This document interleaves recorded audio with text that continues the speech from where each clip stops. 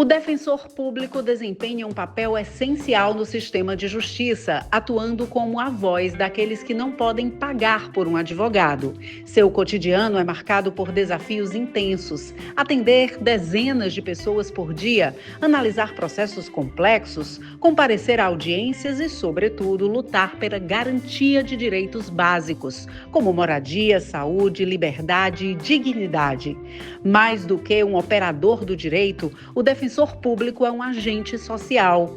Ele atua nas margens da sociedade, ajudando a transformar histórias de exclusão em oportunidades de justiça. O Entre Assuntos de hoje está no ar para falar sobre o trabalho dos defensores públicos.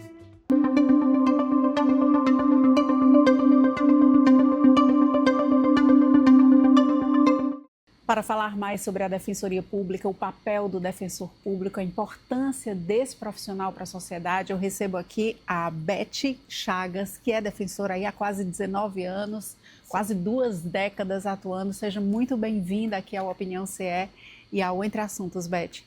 Eu que agradeço, Elba Aquino. É um prazer estar aqui para a gente falar um pouco sobre o que eu mais amo na vida, que é a Defensoria Pública, né? Então vamos começar aqui trazendo esse conceito, Beth. O que é a Defensoria Pública, como ela atua, né, hoje e sempre atuou, e como é que a gente pode ter acesso a esse serviço? A Defensoria Pública é uma instituição que nasceu da demanda do povo, nasceu de uma luta para que tivesse uma instituição que tivesse em prol das pessoas mais vulnerabilizadas, e de qualquer ordem, né? Seja na parte de família, seja na parte criminal, seja na parte de moradia, seja na parte dos direitos humanos, seja na parte da violência doméstica, nas mais diversas ordens. E o defensor público, nós temos um verbo, né, que é o defensorar, e esse verbo é muito importante para a gente. Ele faz toda a diferença, porque através desse verbo a gente vai construindo o nosso dia a dia e resolvendo problemas. Eu acho que, basicamente, o assistido, a assistida, traz para a gente um problema e a gente vai encontrando soluções, que nem sempre são judicializando as demandas. Pode ser muitas das vezes, né, e eu acho que na prioridade das vezes, com soluções administrativas, para que a gente consiga encontrar soluções e não precise judicializar certas demandas. Então, a gente consegue fazer isso, por exemplo, na moradia, né, resolver demandas sem precisar judicializar. Nós conseguimos também resolver isso na questão da família também, com a mediação, né? E outras áreas também. A gente pode fazer mediação, conciliação, enfim. São diversas. Na saúde, por exemplo, buscando parcerias com o Estado e o município, de modo que a gente consiga resolver questões como consultas, exames e outras questões que não sejam, por exemplo, UTI, não tem jeito, tem que judicializar, né? Mas outras questões que a gente possa resolver e evitar a judicialização. Então, o defensorar é isso, é encontrar caminhos para que a pessoa tenha uma satisfação e tenha seus direitos resguardados e garantidos. Dentro desse conceito, escolher ser defensor público, estar habilitado para isso, vai bem além da questão técnica, né, Beth? Como você falou aí, tem que ter aí uma sensibilidade, uma abertura a esse diálogo e a ter esse olhar mais apurado para poder tentar solucionar ali antes de chegar de repente a uma judicialização. Escolher ser defensor público é para qualquer um ou não? Eu acho que é o se importar. Eu chamo assim, né? Se importar. Eu acho que essa faz a diferença. Eu acho que quando você entra na instituição, você vai entendendo o que ela pode fazer, e é muito amplo o que um defensor público pode fazer. O defensor público pode atuar nas mais diversos locais. Por exemplo, dentro da comunidade, não precisa atuar dentro dos seus gabinetes, né? Pode atuar dentro dos fóruns, pode atuar dentro dos tribunais, inclusive tribunais superiores. Você pode pegar uma demanda, inclusive quando há judicialização do início ao fim, né? Então, eu acho que o se importar é você pegar uma demanda e você saber que aquela pessoa tem esperança em você. E você usar a esperança ativa para fazer a transformação na vida das pessoas acontecerem. Isso não é uma utopia, isso não é só um sonho, isso é uma realidade. E a gente tem vários casos que a gente, de fato, tem conseguido dar esses resultados, com ou sem judicialização. Beth, ao longo da sua carreira, você transitou aí por municípios do interior, né? E eu queria que você falasse um pouco sobre esse perfil, né? A gente ainda tem, hoje a gente tem cidades extremamente desenvolvidas no interior, no Cariri, ali Juazeiro, Crato, a gente vem para a região norte, Sobral, e outras grandes cidades que já têm um perfil social e econômico mais ativo. Eu queria que você traçasse um panorama, como é atuar nesse território cearense e qual é o perfil hoje do nosso estado. Olha, hoje a gente ainda tem um número insuficiente no interior, mas quando eu tive na Defensoria Geral, a gente conseguiu dobrar o número de atuação dos defensores do interior do estado. É o que eu chamo de interiorização, né? A interiorização é fundamental para a Defensoria Pública. A gente tem um concurso, né, que eu tive também a honra de poder fazer esse concurso, né, ofertar esse concurso na Defensoria Pública, e nós tivemos o primeiro concurso com cotas para negros e negras, indígenas e quilombolas. Então, é um concurso que você pode, dentro da Defensoria Pública, trazer um colorido tão importante para o assistido saber que ali ele pode encontrar respostas e ele pode ser entendido, né? Então, que na Defensoria somos todos. Eu acho que isso é fundamental numa instituição como a Defensoria, que tem que trabalhar a inclusão social. Então, o interior ele pode ter diversos tipos de atuação, né? Você pode atuar no interior maior, como, por exemplo, Sobral, Crato, Juazeiro, e outros interiores no mesmo sentido, que o defensor pode ter uma especialidade. E você vai trabalhar também com alguns interiores no interior menor, em que o defensor vai ser aquele clínico geral, né? Que vai atender todos os tipos de demanda.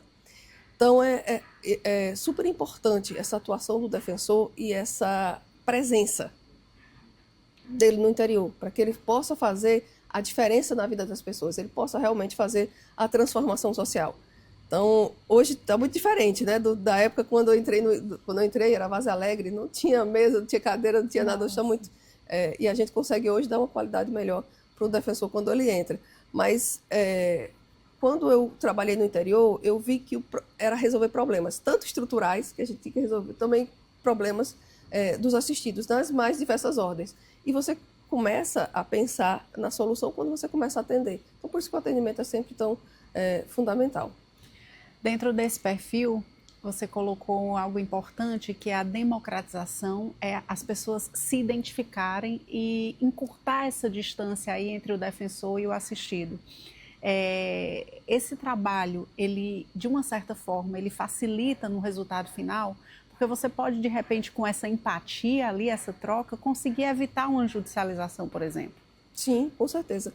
E veja, não só no ponto de vista de defensoras e defensores. Enquanto eu tive na Defensoria Geral, eu tive a oportunidade, né, embora eu tenha passado 2 anos complicados de pandemia ali, eu consegui, inclusive, também trabalhar um projeto chamado Visibilizar, em que você faz a contratação de pessoas trans e travestis dentro da instituição, deixando a instituição cada vez mais colorida e trabalhar também a manutenção dessas pessoas, porque não é fácil, né? Então você precisa entender, as pessoas precisam começar a se entender, e trabalhando junto é muito importante. O assistido também, quando chega, ele tem esse encontro, né? Ele sente que chegou numa instituição que ele se vê representado. Você acha que esse trabalho já tem resultados assim concretos? Você notou uma mudança de perfil, de comportamento dentro dessa inclusão?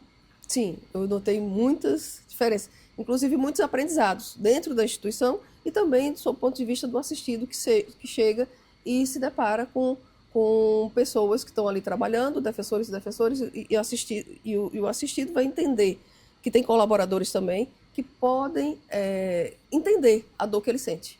Maravilha. Beth, me fala de alguma experiência pessoal sua, né, ao longo desses anos aí de defensoria que te marcou, que a gente possa exemplificar e trazer para as pessoas aí uma experiência concreta.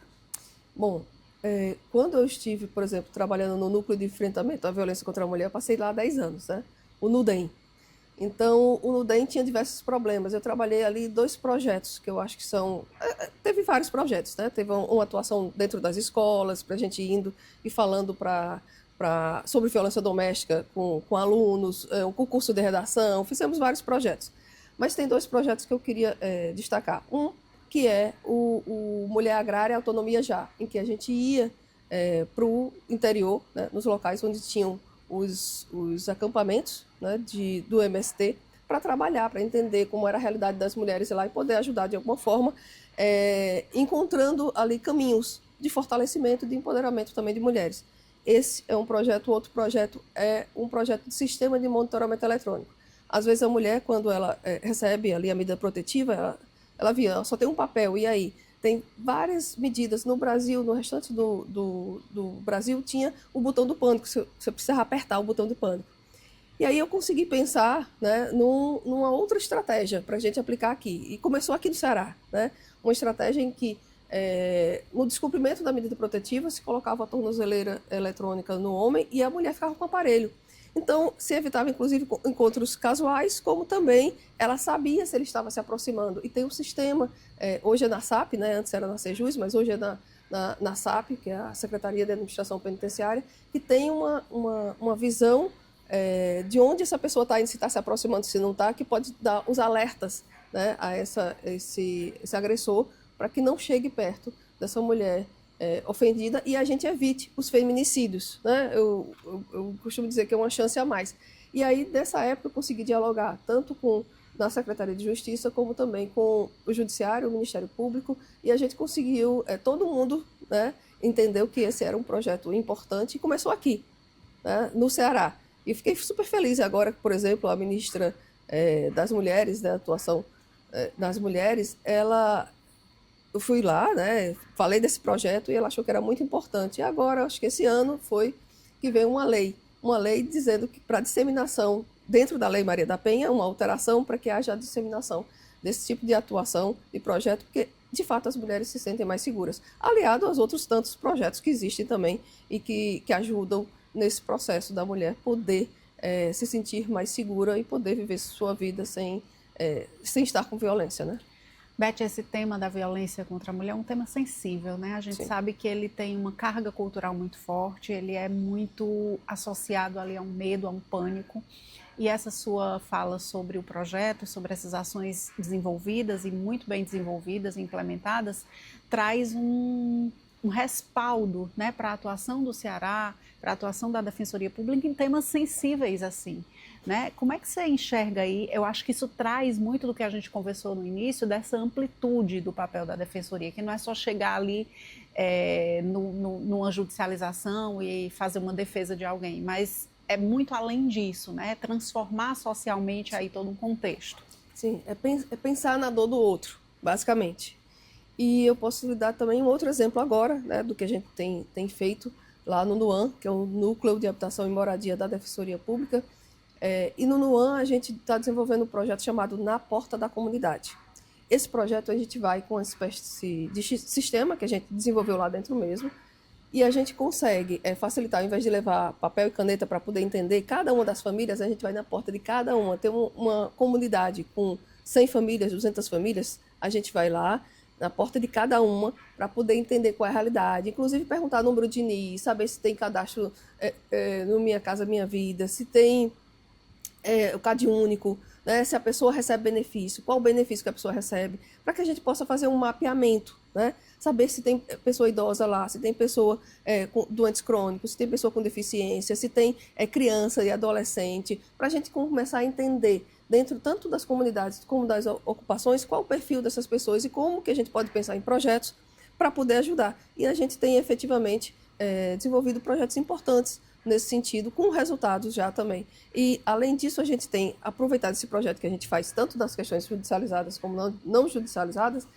Nas judicializadas, quando tem uma comissão regional de solução fundiária do Tribunal de Justiça, que a gente tem atuado também em parceria, e esses dados a gente vai gerando e vai encaminhando também para a comissão, para que a gente sempre possa trabalhar em parceria e juntos, né, nessa construção coletiva, a gente consiga entregar resultados. Com esse mapeamento, vocês passam a ter um conhecimento mais profundo de cada comunidade, né? Isso. E isso abre aí um espaço, inclusive, para que vocês pensem em projetos específicos, né? De repente, Beth, como é que você enxerga hoje esse mapeamento de uma forma geral no Ceará? Quais são os pontos mais vulneráveis hoje que vocês identificam e que precisam de uma atenção especial, realmente até de prevenção? Bom, como você bem falou, né, nesse mapeamento a gente consegue ver algumas questões muito importantes. Por exemplo, a gente vê que muitos locais não têm registro, a pessoa ou está com a documentação deficitária.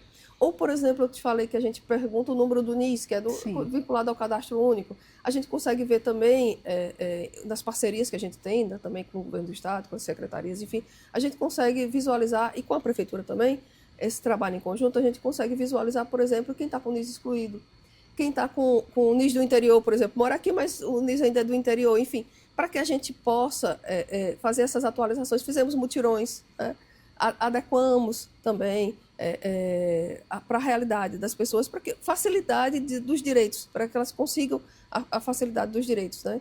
Então, essa é uma das questões. As crianças com autismo, né?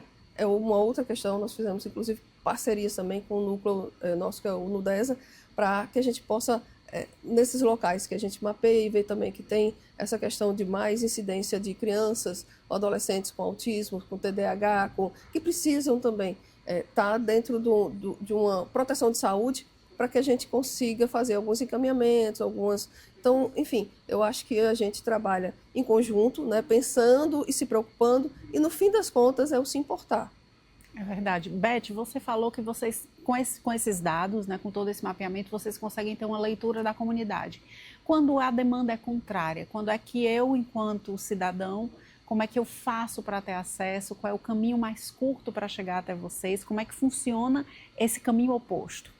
A gente tem que é o Alô Defensoria 129, né, que pode ser acessado em qualquer celular ou número fixo, para pedir informação e ficar mais fácil para não se deslocar desnecessariamente para um local e se equivocar, né? E dentro da Defensoria tem vários locais, né, de atuação, seja do consumidor, com a sede nova que a gente conseguiu implementar, acho que em 2021 já, com a sede nova, ali na cidade dos funcionários. Então a gente tem ali uma atuação do Núcleo de Resposta do Réu, tem do NUDESA, tem do consumidor, enfim, entre outros. E a gente também tem uma atuação na sede da Defensoria, tanto do núcleo do NAP, como do núcleo do idoso, do núcleo de solução também de trabalho com mediação, né, do SOL, né? E a gente tem outros locais. Um local que eu acho que eu fiquei muito feliz de poder implementar a atuação da Defensoria, na época que eu estive ainda enquanto Defensora Geral, foi o Bom Jardim. O Bom Jardim não tinha atuação específica descentralizada da Defensoria, mas é um local bastante amplo que precisa de uma atuação. Quase uma cidade, né? E aí, por exemplo, o João 23 já tinha uma atuação, tinha uma demanda grande, mas a gente precisava de uma sede nova. Então a gente conseguiu também entregar essa sede nova e conseguiu ampliar, né, com isso, o atendimento da Defensoria Pública. Então eu acho que é isso, é o se importar, é também olhar o trabalho do defensor e da defensora e ver como que a gente pode ajudar para que seja um trabalho que entregue cada vez mais um serviço de qualidade para a população. E claro que para isso é necessário sempre o aporte, a ajuda, o apoio, que pode acontecer de diversas formas. Mas, enfim, é se importar, tanto com o assistido, também com o defensor e com a defensora, e com os colaboradores, com todo o nosso quadro também, estagiários, enfim, da Defensoria Pública. A gente pensar Defensoria Pública para todos. É isso. Você colocou que houve uma ampliação no número de defensores, mas a gente sabe que ainda há um gargalo muito grande nessa questão da demanda, né? Da necessidade desse serviço, desse tipo de atuação. Estamos num estado imenso, com municípios crescendo, população crescendo. Como é que você vê esse avanço e ainda a necessidade de mais estruturação nesse sentido? Eu acho que o primeiro ponto é sempre o orçamentário, para que a gente consiga evoluir, implementar projetos. Então, a questão orçamentária é super importante. A gente vem evoluindo, por exemplo, no tempo que eu tive na gestão, a gente conseguiu dobrar nossa arrecadação, né, do FADEP, nosso fundo, temos um fundo FADEP.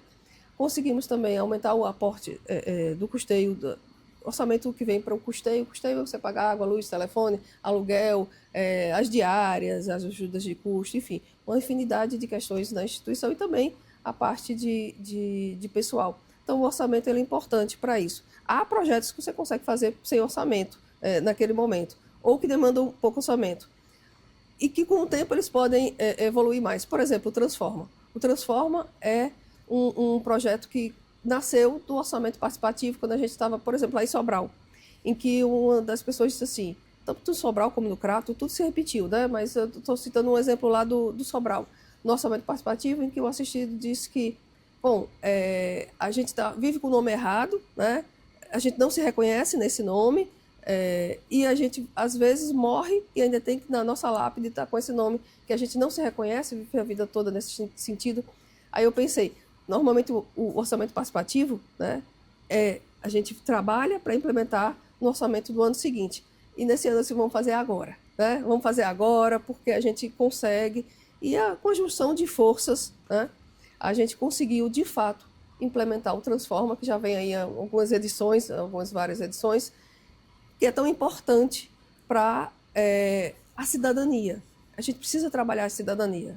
A cidadania não é só para uma pessoa ou outra, é para todo mundo, é para todos. Por isso que eu falo todos, no sentido de inclusão, que a gente tenha sempre inclusão. Esse acompanhamento com os assistidos, né? Depois da implementação dos projetos, das ações, dos mutirões, enfim, vocês têm depois uma resposta, uma proximidade com essa população para entender aí o termômetro dessas ações e ter até um fôlego aí, né, para continuar trabalhando nesse sentido? Tem, assim, eu sempre busquei ter essas respostas, ter esses contatos, né? Os assistidos, inclusive, têm meu celular e a gente conversa para poder saber. Eu sei, por exemplo, que ali na Santa Rita, que é uma comunidade que a gente acompanha, tem a dona Roseli, que é a liderança comunitária, né? Então, a dona Roseli é uma pessoa que tem o meu acesso, que ela conversa, que ela sabe, diz o que está acontecendo lá, como é que estão as coisas, o que é que melhorou, o que é que não melhorou. Enfim, a gente vai construindo junto.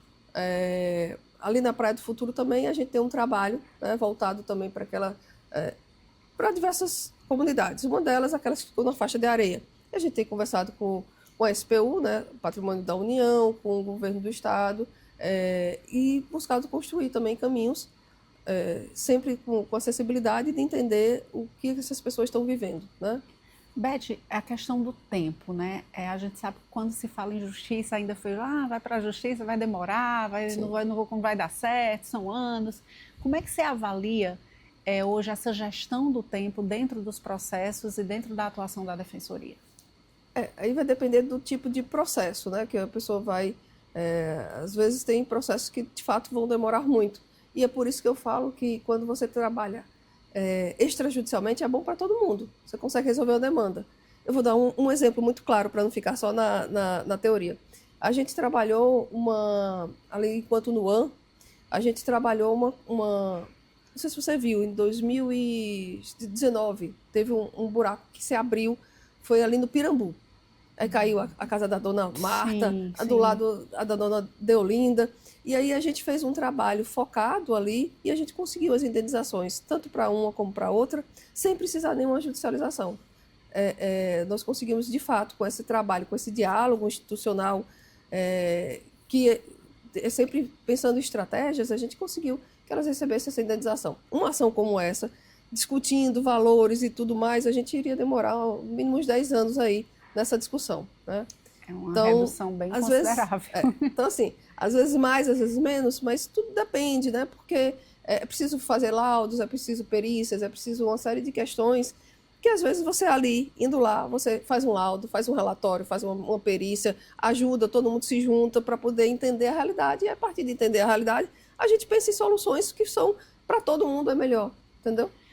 Beth, toda a sua fala é muito dentro desse contexto de proximidade, né? De olhar para o outro ali muito próximo, de conviver, de entender, né, o problema do outro, de fazer os mapeamentos e não só o entender, mas o pesquisar realmente, o fazer as atuações ali de campo. Como é que fica a necessidade dessa conexão dentro de um mundo tão tecnológico, tão virtual? Como é que essa coisa da tecnologia, da internet, impacta positivamente ou negativamente no trabalho de vocês? Eu falo sempre que o defensorar ele tem um olho no olho necessário para a gente atuar. Só que as tecnologias elas são fundamentais e elas ajudam muito. Por exemplo, tem locais, né, de atuação que é virtual, inclusive no judiciário. Então, são audiências que você vai fazendo ali virtual por uma série de estratégias, né? Organizações criminosas, outras, por uma série de estratégias, elas são virtuais. Então, a atuação da Defensoria precisa estar cada vez mais aprimorada. A inteligência artificial veio para ficar e vai se desenvolver cada vez mais. Acho que você vê uma inteligência hoje aqui, algo que é desenvolvido, amanhã já tem outra. Já tem um do outro jeito, né? Então, a gente precisa pensar no formato que a Defensoria consiga acompanhar. esse crescimento, né? A gente teve a oportunidade de colocar, por exemplo, um data center na Defensoria, que é um sistema, um servidor que dá uma estrutura para que a gente possa, de fato, ampliar dentro da Defensoria Pública, ter uma segurança dos dados e consiga ampliar a nossa atuação tecnológica, né? Então, nós entregamos aí mais de 1.000 equipamentos, né? E nós também atuamos com tecnologias. Por exemplo, a calculadora de execução penal foi pensada aqui no Ceará, e depois que foi pensada aqui, várias defensorias do país pediram também para que a gente compartilhasse, né? Uma defensora pública, que é a Merilene, né? Ela deu essa ideia, e a gente disse, não, a ideia é importante para que a gente possa facilitar o trabalho do defensor e a gente consiga entregar, entender melhor como são as penas, quais os tempos, como é que, enfim, entender melhor. Então a gente foi trabalhando, eu gosto de me envolver com cada um desses trabalhos, entender o que está acontecendo, entender o que está sendo feito, né? Então a gente vai aprimorando. Nós tivemos Dona Dedé, que é um assistente virtual, nós fizemos um site completamente novo, porque a pandemia nos ensinou muita coisa, né? Então precisou ser feito um site completamente novo, porque ele não conseguia atender, não era mobile, né, para atender ali no celular, e a maioria das pessoas estavam ali acessando pelo celular. Então precisava ser feita essa mudança urgente. Nós, de fato, conseguimos fazer para melhorar esse atendimento. Os sistemas de WhatsApp precisam ser aprimorados. Acho que quando você facilita o trabalho do defensor, você facilita o trabalho do assistido, né? Porque o defensor precisa fazer muita coisa. E aí, quando você vai facilitando esse trabalho, né, do defensor e da defensora, você está facilitando também que mais assistidos consigam ter acesso aos serviços da defensoria e a entrega seja cada vez melhor, né? A tecnologia, eu acho que você tem sempre cuidado, né? Porque tem gente que está fazendo aí, você vai fazendo petições e tudo por meio da inteligência artificial, que é importante, e eu acho que precisa ser feito, precisa ser implementado, mas tem que ter o cuidado de saber olhar o que está sendo feito. Quem está por trás da máquina. Para poder olhar o que está sendo feito, para dar os comandos corretos, né? Na tecnologia chama dos negócios, né? Mas os comandos corretos para a máquina poder, para a tecnologia poder entregar o que você realmente precisa e o que o assistido realmente precisa. Então, acho que tecnologia veio para ficar, a inteligência artificial veio para ficar, a facilitação de algumas atividades, às vezes dá um esgotamento mental, porque você está fazendo muito mais coisas, então você tem um esgotamento mental. Então, essa também é uma questão que eu acho que precisa ser vista, né, com relação ao defensor, a defensora, o colaborador, o assistido, todo mundo. A gente precisa também pensar nessa questão do esgotamento mental, para que a gente consiga pensar nos abalos psicológicos. Então, tudo tem que ser feito de uma maneira do equilíbrio. A gente consiga dar um equilíbrio. Esse é um ponto bem importante, né? Porque vocês estão ali, digamos que numa linha de frente, né? De absorver realmente muita coisa, né? De entender e trabalhar não só fisicamente, como mentalmente. E hoje, na realidade do mundo que a gente vive, a questão da saúde mental é prioridade em todos os setores, em todos os aspectos. E você tocou num ponto realmente sensível, né? De preparar esse profissional para que ele possa ter a entrega realmente efetiva. Sim, eu acho que essa questão do pensar no profissional, sob o ponto de vista psicológico, sob o ponto de vista da saúde mental, ela precisa ser cada vez mais desenvolvida. O cuidado com o trabalho, a quantidade de trabalho, como é que está sendo feito, esse mapeamento também, olhando cada pessoa, é importante, porque quando você pensa na saúde mental, você consegue ter pessoas que vão entregar muito mais e melhor, né? E você vai ter também, do outro lado, pessoas que vão ter um melhor atendimento. Então, a saúde mental é fundamental. Beth, em vários momentos da nossa conversa, você citou iniciativas e ações que foram pensadas e desenvolvidas aqui no Ceará com muito sucesso e que, inclusive, replicadas fora do estado. Eu queria que você falasse um pouco sobre essa vanguarda aí do Ceará. Como é que o Estado se posiciona, né, diante do cenário nacional como exemplo, né, de atuação, porque isso é importante também reconhecer o que é feito aqui e o que serve de exemplo para outros lugares. Muita gente nem sabe, às vezes sabe, encontra uma ação ou vê algo aí na imprensa e não sabe que foi desenvolvido por um cearense, por um profissional cearense que atua nesse campo. Sim, eu acho que isso é fundamental. E aqui no Ceará a gente tem muitas ideias, né? E eu acho que isso é super importante. Eu acordo, tenho várias ideias. Pensar no pensar da defensoria, no pensar de entrega para o assistido, no pensar de entregar cada vez mais. E eu acho que essas ideias, muito bem coordenadas, elas conseguem ter esse pioneirismo, como foi no caso do sistema de monitoramento eletrônico nos casos da Lei Maria da Penha, né, com a mulher com o aparelho só para ela, que foi pioneiro no Brasil inteiro. Então, não era um botão, né? Não era um aplicativo que se apertava, era um sistema que monitora, já sabe onde se está, e com a mulher com a segurança, com o aparelho dando respostas ali para ela também. Então, claro que é algo que precisa ser cada vez mais desenvolvido, melhorado, em tudo tem suas dificuldades, né? Eu acho que o importante é você saber que os desafios estão aí e eles precisam gerar sempre crescimento, avanço e evolução. Quando você entende isso, né, você entende que entregar resultados é o fundamental, você trabalha sempre nessa vertente. E aí eu acho que a gente tem, de fato, tido um vanguardismo enquanto defensoria. Não, assim, outras também, tantas, tem outras ideias maravilhosas que a gente compartilha, né? Por exemplo, o projeto Defensoras Populares, né, que na época de minha gestão era algo que eu ficava angustiada para querer entregar logo, para que ele saísse logo do papel, né? Na época o ministro era o Flávio Dino, né? Tive a oportunidade de conversar com ele, assim como com o Marivaldo também, que estava lá, que era da secretaria.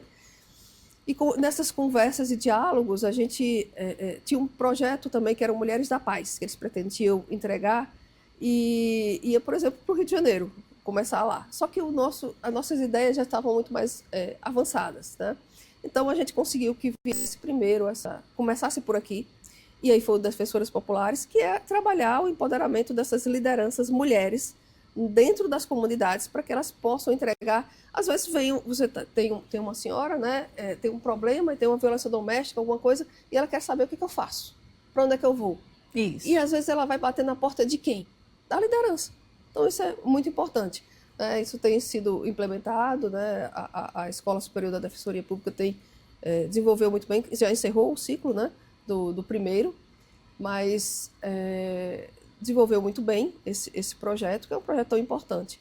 E eu acho que, para além dessa questão de pioneirismo, de vanguarda, que o cearense tem, né, de fato, ou uma paraibana, que eu sou paraibana, sou paraibense, né? Eu estudei paraibana. Nordestina, tá todo mundo junto. Que o nordestino tem.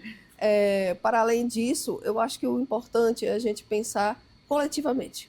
Então, quando a gente pensa coletivamente, tudo que a gente desenvolveu aqui, eu corri para dizer para as pessoas dos outros locais, assim como também pedimos locais, tecnologias que foram desenvolvidas em outros locais, para que a gente pudesse ter aqui na Defensoria Pública, sempre analisando se ela corresponde à necessidade da realidade da Defensoria do Ceará. Eu acho que isso é importante também. Sim. Você não pegar algo e trazer e importar. Que não caiba no nosso contexto, né? Acho que isso é importante também, ter esse cuidado.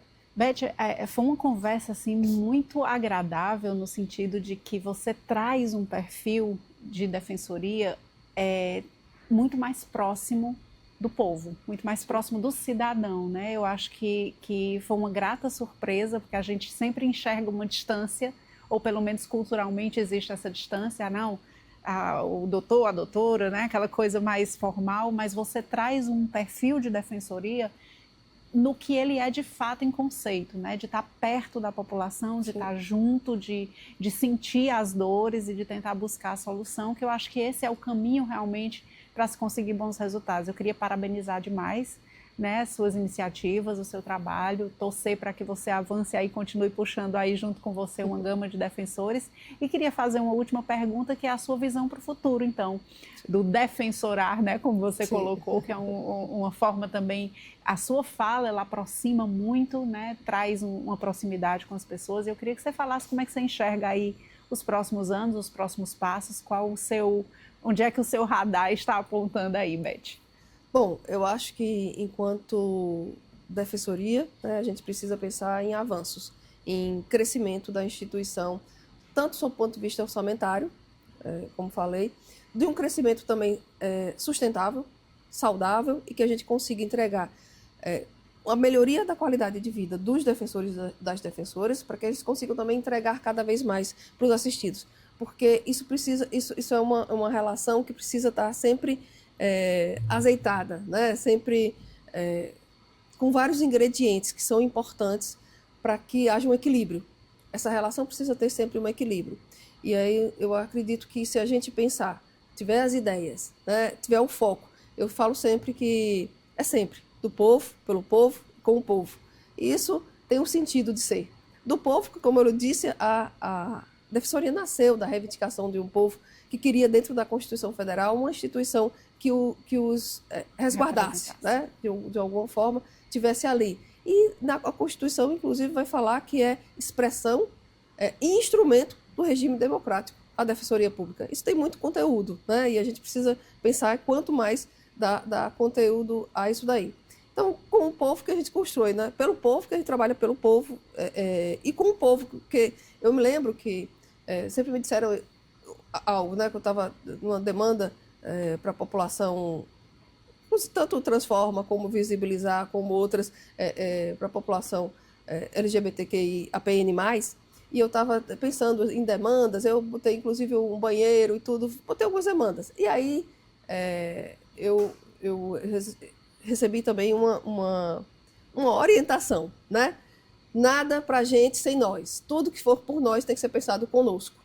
Então eu tive, e é isso mesmo, sabe? Eu construo tudo hoje, como eu estava falando, tudo que a gente está fazendo dentro das comunidades é com o pensamento das pessoas. Se as pessoas entendem, eu vou todos os meses para dar, por exemplo, ali na Praia do Futuro, todos os meses eu estou lá. E aí a gente chama também o governo, o município, a gente chama, todos os meses a gente está ali para dar respostas, para dizer para a população, escutar as críticas que tiver e dar respostas do trabalho que tem sido desenvolvido.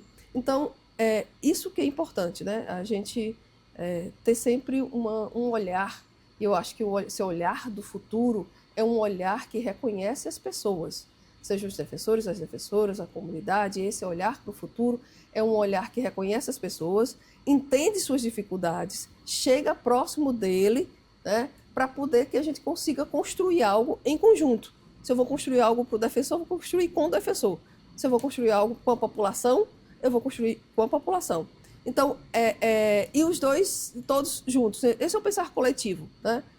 Me deixa muito feliz ouvi-la, no sentido de que vocês conseguem, estão conseguindo trazer um perfil de assistência que usa a tecnologia, esse mundo que afasta as pessoas a favor de vocês, do trabalho, né, em prol de uma velocidade, de uma estruturação tecnológica importante e necessária, mas que vocês preservam algo que hoje em dia precisa e merece ser preservado, que é a conexão entre pessoas. Né? Vocês só conseguem responder a dor de alguém se você olha para aquela pessoa e sente aquilo que ela está sentindo também. Então, eu acho que dessa nossa conversa ficou muito forte isso, e eu acho que é importante a gente reforçar isso para quem nos assiste, para quem nos ouve, porque isso não pode se perder, né? É uma base importante, e você trouxe aqui para a gente exemplos concretos de que essa proximidade gera resultado, gera ação e gera efetivamente uma resposta, que é o que as pessoas mais buscam hoje em dia. Sim, até porque é com essa proximidade, é entendendo, é ouvindo, essa escutativa que faz a diferença na vida das pessoas. E você só vai pensar e entender algo para poder entregar algo que seja reflexo daquela dor, daquela necessidade, daquele momento, se você começar a entender o que está acontecendo, se você não tiver essa escutativa, né? E esse olhar mais próximo, aí você não vai conseguir, seja entregar para os defensores, para as defensoras ou para a população. Então é isso, é essa construção coletiva. Acho que todo o aprendizado que eu tive aqui, desde que eu cheguei, já vão quase 2 décadas no estado do Ceará, é sempre esse aprendizado de estar cada vez mais próximo. Não é fácil um trabalho de proximidade, porque você precisa trabalhar com avanços, com frustrações, com momentos, não é fácil. Mas ele precisa, ele é necessário para você não entregar algo, eu vou usar um termo novo, algo reborn, né? Algo Exato. que não seja real. E também respeitando, né, todos os reborns da vida, mas eu acho que você precisa entregar algo que tenha a ver com aquela pessoa, né? Que tenha a ver com aquela necessidade, que tenha a ver com aquela dor. Beth, muito obrigada. Fiquei imensamente feliz com a nossa conversa, uma conversa muito leve, muito proveitosa, muito informativa, né? E ao mesmo tempo humanizada, que eu acho que é o que a gente precisa trazer nos diálogos agora, hoje em dia. Desejo aí mais defensores nesse seu perfil, para que a população tenha acesso realmente a essa visão mais ampla, né, e estruturada das coisas. Eu agradeço demais, seja sempre bem-vinda, traga sempre novidades para a gente, ações que a gente vai ficar muito feliz em divulgar. Eu fico muito feliz também de estar aqui. Agradeço demais essa nossa conversa fluida, tranquila. Então, agradeço a opinião aqui, agradeço a você, Elba Aquino, por essa entrevista tão confortável, tão boa, um profissional que deixa a pessoa muito à vontade. Eu agradeço demais por esse momento, por essa conversa, e vamos em frente para que a gente tenha uma defensoria cada vez mais presente, sensível, visível, forte, e que tenha esse resguardo, essas respostas que as pessoas mais vulnerabilizadas precisam e que os defensores e defensoras também precisam. Então eu vou me despedir dizendo até a próxima, porque certamente você vai trazer mais informação interessante para a gente em breve. Obrigada, Beth. Obrigada. A gente fica por aqui e até a próxima.